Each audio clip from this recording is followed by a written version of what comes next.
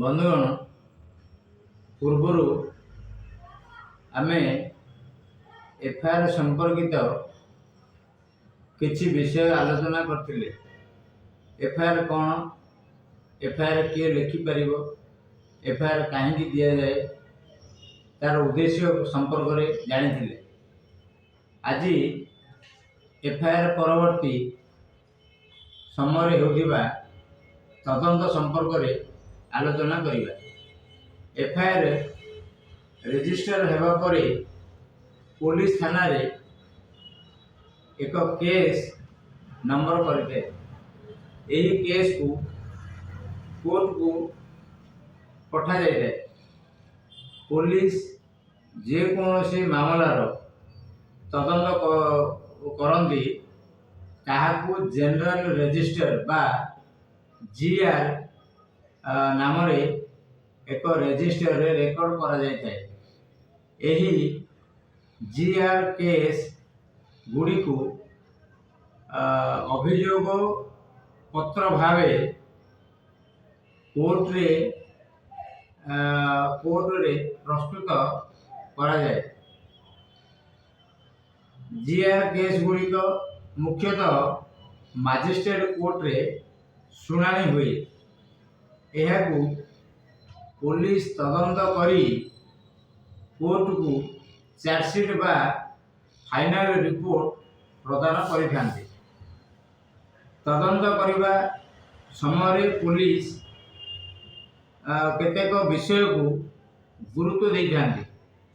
सेगुड़िक हेउछि अभियोग जो होइछि तार मूल्यांकन, थाना परिदर्शन, साक्षी ओ अभियुक्तर साक्षात्कार, साक्ष्य संग्रह, आईनगत पदक्षेप एवं रिपोर्ट प्रस्तुति।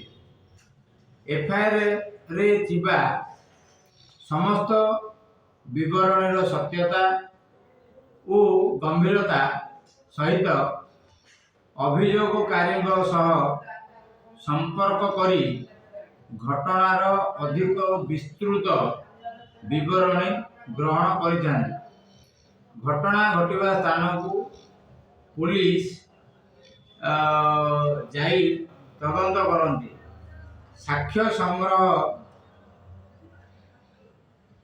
सहित चिन्ह, स्पॉट मैप एवं घटना व्यवहृत जिनिस को सीज करती एवं से सीजर लिस्ट प्रस्तुत करती एवं उपस्थित थिबा साक्षी मानकर बयान को रेकर्ड करती। चिन्हट होइथिबा अभियुक्त एवं घटनार संपर्कित साक्षी मानक निकटरू तथ्य मध्य ग्रहण करिथांती। Mobile recording, CCTV footage, message आदि सहित फोरेंसिक तदंत मध्य करा जाए। आवश्यक समय कोर्ट रु अधिक तदंत पई अनुमति मध्य लिया जाए। तदंत संपूर्ण हेबा परे फाइनल रिपोर्ट बा चार्जशीट कोर्ट को प्रदान करा जाए। अनुसंधान करिबा बेले साक्ष्य मिलिले अभियुक्त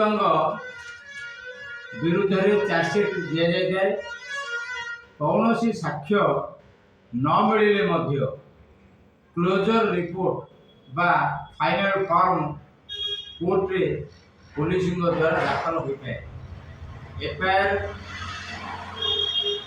तदंत समय यदि मिथ्या जना पड़े ताकू मिस यूज ऑफ लॉ भावे गणा हुए एवं मिथ्या अभियोग आईन अनुसार कार्यानुष्ठान ग्रहण करा जाए। नमस्कार, मुरलीधर पाणिग्राही, आईनजीवी, अभिसूर्यनगर।